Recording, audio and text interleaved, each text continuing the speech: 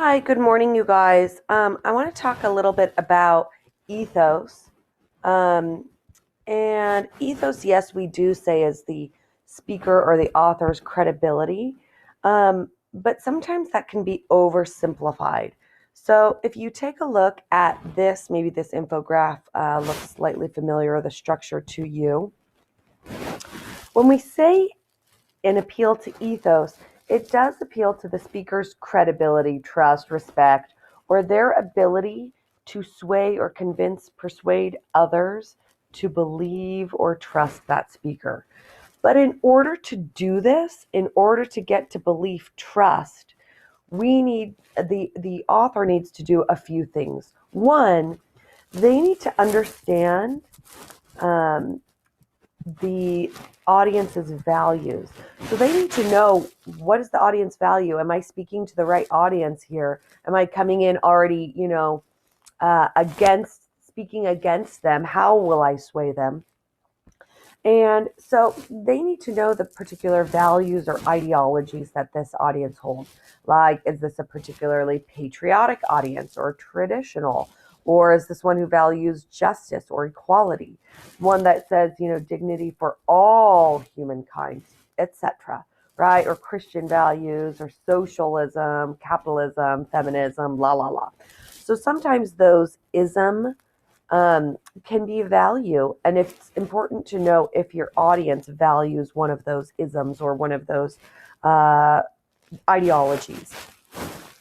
And so ideologies can be felt socially, like we, the people, are all patriotic, or they could also be personal. But usually, when you get to personal, you're referring to more individuals rather than that kind of social level. You also need to look, and the speaker needs to be credible, right? Obviously. So that's kind of what we're looking at, the credibility, but that's only one component. So, does the speaker have some kind of knowledge or expertise in that matter, right? If I were to say, hey, you guys, here's a really great pill, it really helps you focus. You might say, that's great, Miss Brown, but you don't have the credibility to prescribe medicine.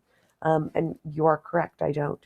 Um, or if you're learning about like Einstein's theory of relativity, who would you rather learn from? From a professor of physics or a cousin who took two science classes in high school 30 years ago, right? The ethos of the professor of physics is current. It likely they have a deeper understanding than this cousin who took us two science classes 30 years ago, where there's like a long gap in time where they're actually even studying this information. And so we kind of say, for the credibility of the speaker, because I have experience with the topic, I know my stuff, therefore you should trust what I'm saying about this topic. So usually this is like their past experience. So this is understanding the values of an audience, also having some experience or credibility.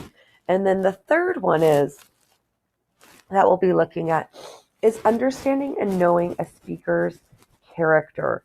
A few years ago, if you were paying attention to politics, we had a lot of ethics hearings. That was for like new members of Congress, people who, justices in the Supreme Court. And those were really kind of listening to, do these politicians have or injustices have the right character that we want to represent the United States? So, usually it involves your personal history and sometimes personality traits. A person can be credible but lack character, or vice versa. So that's always important to know. Maybe they have lots of experience, but they're a scoundrel and a cheat. Well, that's fine that they have all this experience. I don't know that I would still trust them. Or they may be the nicest guy, my neighbor is the sweetest guy, will help you out no matter what, but knows jack about, physics. And so that's really important to differentiate the difference between credibility and character. For example, like in politics, some of the most experienced candidates um, or have the most credibility fail to win elections because voters maybe don't like who they are, their character. And so politicians really work to kind of shape their character as leaders who have interests in the voters' heart. That's why they're often saying to my constituents, that means the people who are voting them into office.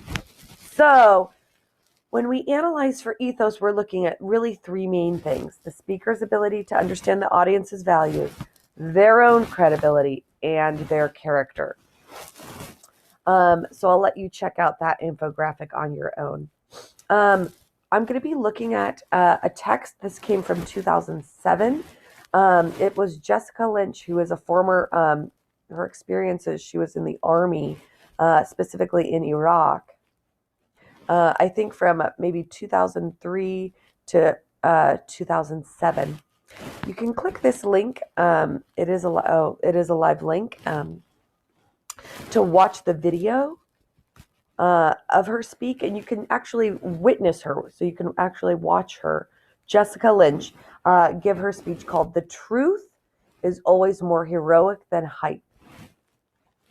So just looking at this, you can see I've underlined or I've highlighted pink is character, yellow is credibility, blue is audience values. And so that's how I'd like you guys to kind of focus your annotations for this. So it starts, and you can see she has a nice blend of character, knowing the audience's values, and credibility. She has a nice value to start. Then as we get to the second page, whoa, she ends up going straight to the credibility, kind of listing her qualifications, why she's an expert to speak on this. Then she kind of goes back to her character. I'm looking just at color. Character is the pink. Blue is the ability to understand her audience, the values of her audience. And then on that last page, she goes kind of more to character, a little bit more to understanding the values. But that's kind of the structure that Jessica Lynch is speaking, just so we're aware. And this, she is speaking to the House Oversight and Government Reform Committee, which is Congress, a committee within Congress. So tune into the next video to hear my annotations.